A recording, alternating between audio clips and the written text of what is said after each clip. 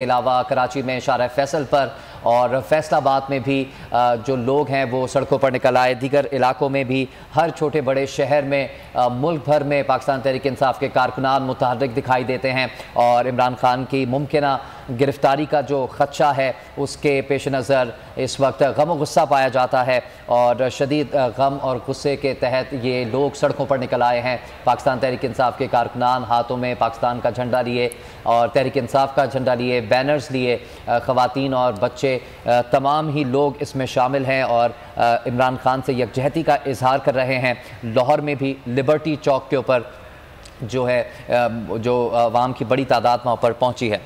रुख करते हैं कराची का, जहां से सलमान सलीम बोल न्यूज़ के नुमाइंदे हमें बराह रास्त अपडेट करेंगे। सलमान सलीम बताइएगा, कराची में इस वक्त कैसा जोश जुनून देखने में आ रहा है?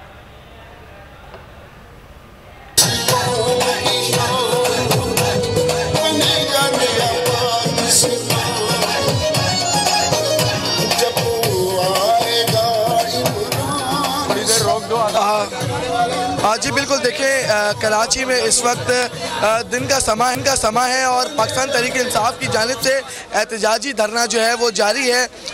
MNA सैफुर रहमान जो है वो हमारे साथ मौजूद हैं, उनसे मज़ीद बात करते हैं। सैफ भाई, ये बताएं, रात का वक्त है, लोग पुरजोश हैं और एक बड़ी आवाम जो है वो यहाँ पर आई हुई है, क्या बोलेंगे इस पर? बहुत शुक्रिया। देखें, आपके सामने हैं इस वक्त 5:30 बज रहे हैं और यहाँ माएँ, बहनें, बेटियाँ अपने शीरख्वार बच्चों के साथ, बुज़ुर्ग, नौजवान, ये तमाम लोग रात के 3:30 बजे भी इनको कॉल मिली है तो ये यहाँ पहुँचे हैं और अपने कायद के साथ अपने मोहब्बत का और यकजहती का इजहार करते हैं।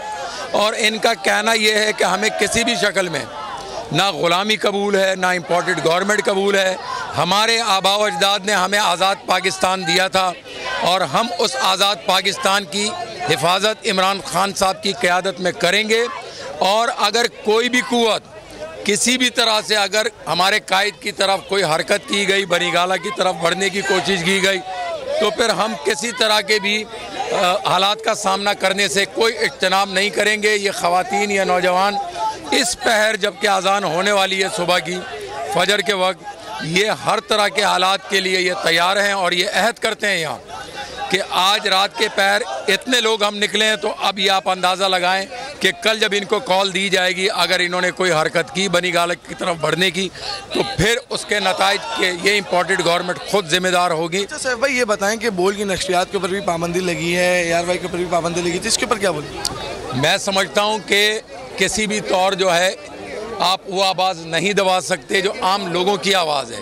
22 करोड़ पाकिस्तानियों की आवाज़ है ARY और बोल जो है ये 22 करोड़ पाकिस्तानियों की आवाज़ है और इंशाल्लाह रहेगी। और आम आदमी की ज़बान बोल बोलता है, वही आम आदमी जो सोचता है, वही आम आदमी जो देखता है वो बोल दिखाता है, तो उससे उनको तकलीफ़ है। इम्पोर्टेड गवर्नमेंट ये बर्दाश्त नहीं कर सकती। बोल के साथ पाकिस्तानी आवाम खड़ी है और हर तरह के हालात में जिस तरह बोल ने जो है पाकिस्तानी आवाम का मुकदमा लड़ा है और दुनिया के सामने रखा है, तो इंशाअल्लाह अल्लाह ना करे जब बोल को ज़रूरत होगी तो पाकिस्तानी आवाम बोल के साथ खड़ी है। जी देखें, बिल्कुल MNA सैफुर रहमान जो है वो हमारे साथ मौजूद थे। इस वक्त आप ये देख सकते हैं कि किस तरह का जो है यहाँ पर समा है। ख़वातीन भी मौजूद हैं, मर्द हज़रात भी मौजूद हैं, जो PTI की क़यादत है वो भी यहाँ पर मौजूद है और